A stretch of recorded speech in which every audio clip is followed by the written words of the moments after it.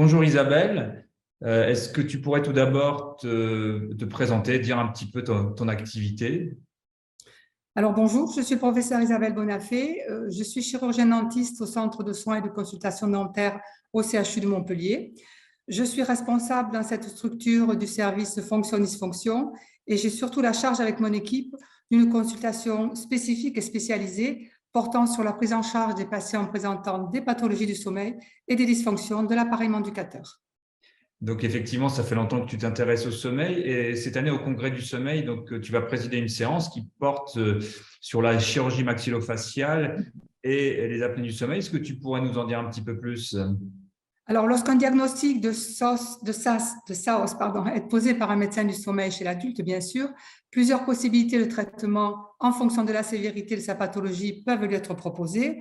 La ventilation par pression positive, et tout le monde sait que c'est le gold standard, bien sûr, les orthèses avancées mandibulaires, mais également la chirurgie maxillofaciale, et en particulier lorsque ces patients sont à l'échec des précédents traitements. Et c'est sur ce sujet que portera le symposium que je préside le jeudi 24 novembre lors du Congrès du sommeil à Lille.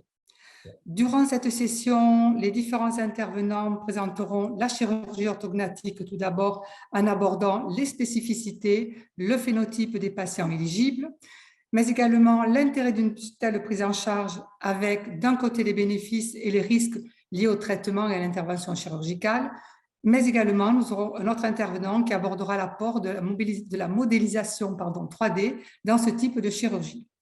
Mais la prise en charge de ces pathologies apnéiques étant forcément multidisciplinaire et multimodale, il est impensable de ne pas envisager une petite place pour les traitements orthodontiques et la distraction mandibulaire qui compléteront ainsi cette session.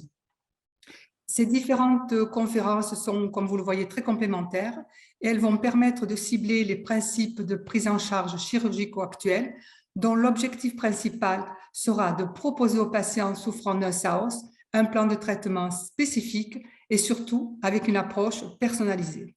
Et le mot d'ordre est bien sûr un bon traitement pour un bon patient.